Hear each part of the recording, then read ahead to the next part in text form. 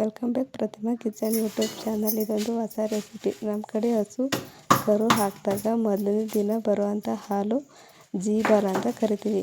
ಆ ಹಾಲನ್ನು ತಗೊಂಡು ನಿಮ್ಮ ಮನೇಲಿ ಯಾವುದೇ ಹಾಲಿದ್ರೂ ಸರಿ, ಇಲ್ಲ ಬೇಕ್ರಿ ಹಾಲಾದರೂ ಸರಿ, ಹಸು ಹಾಲಾದರೂ ಸರಿ, ವೈಟ್ ಹಾಲಿಗೆ ಜೀಬಾಲ ಅಂತ ಹೇಳಿದ್ವಲ್ಲ, ಆ ಒಂದು ಹಾಲನ್ನು ಒಂದು ಟೀ ಕುಡಿಯೋ ಲೋಟದಲ್ಲಿ ಒಂದು ಲೋಟ ಮಿಕ್ಸ್ ಮಾಡಬೇಕು. ಆ ಹಾಲಿಗೆ ಚೆನ್ನಾಗಿ ಮಿಕ್ಸ್ ಮಾಡಿದ ಮೇಲೆ ಒಂದು ಹಚ್ಚು ಬೆಲ್ಲ, ಏಲಕ್ಕಿ ಕಾಯಿ, ಏಲಕ್ಕಿ ಶುಂಠಿ ಎಲ್ಲನೂ ಹಾಕಿ ಪುಡಿ ಮಾಡಬೇಕು.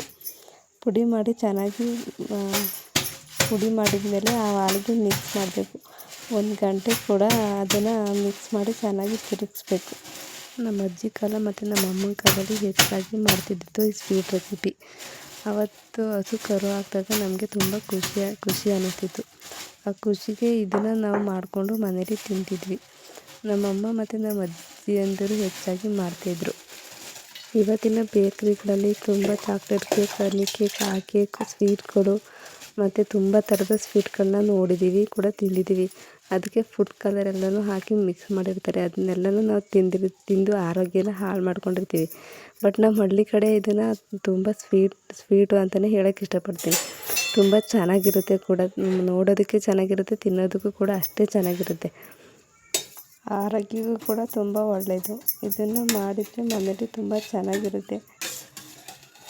ನಮ್ಮ ಹಳ್ಳಿ ಕಡೆ ಹೆಚ್ಚಾಗಿ ಸಿಗುವಂಥದ್ದು ಈ ಹಾಲು.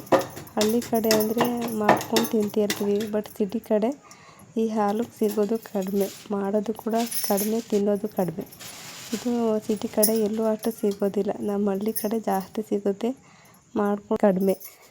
ಸೆಕೆಗಿಣ್ಣಾದರೆ ತುಂಬ ಜನ ತಿನ್ನೋಕ್ಕೆ ಇಷ್ಟಪಡ್ತಾರೆ. ನಮ್ಮ ಹಳ್ಳಿ ಕಡೆ ಗವಿರಂಗಪ್ಪ ದೇವಸ್ಥಾನ ಅಂತ ಇದೆ. ಆ ದೇವಸ್ಥಾನಕ್ಕೆ ರೊಟ್ಟಿ ಮತ್ತು ಗಿಣ್ಣನ ತಗೊಂಡೋಗಿ ಅರ್ಪಣೆ ಮಾಡಿ ಅಲ್ಲಿ ಕೊಡೋ ಅಂಥ ತೀರ್ಥನ ತಗೊಬಂದು ನಮ್ಮನೆ ಹಸುಗಳಿಗೆಲ್ಲ ಹಾಕ್ತೀವಿ.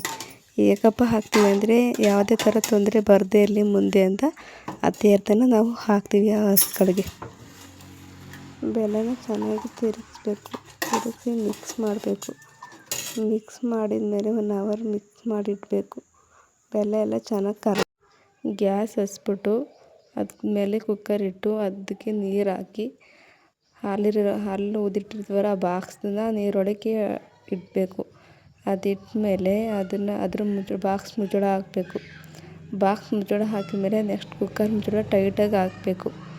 ಹಾಕಿದ ಮೇಲೆ ನೆಕ್ಸ್ಟ್ ವಿಷಲ್ ಬರುತ್ತೆ, ವೇಟ್ ಮಾಡಬೇಕು. ಸ್ವಲ್ಪ ಬಿಸಿ ಆದಮೇಲೆ ಬಾಕ್ಸ್ ಇಟ್ಟು 2 ವಿಷಲ್ನ ಕೂಗಿಸ್ಬೇಕು. ಕೂಗಿಸಿ ಅದು ಆರಿ ತಣ್ಣಗಾದ್ಮೇಲೆ ಆ ಬಾಕ್ಸ್ನ ಬಿಡಿಸ್ಬೇಕು. ಬಾಕ್ಸ್ನ ಬಿಚ್ಚಿದ ಮೇಲೆ ನೋಡಿ ಹೇಗೆ ಬಂದಿದೆ ಅಂತ ನೀವೇ.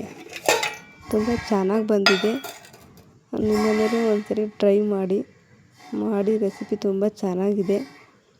ಸಪೋರ್ಟ್ ಮಾಡಿ ಮೈ ಚಾನಲ್ಗೆ, ಸಬ್ಸ್ಕ್ರೈಬ್ ಮಾಡಿಕೊಡಿ. Thank you so much. Like ಮಾಡಿ, ಕಮೆಂಟ್ ಮಾಡಿ, ಶೇರ್ ಮಾಡಿ. Thank you so much.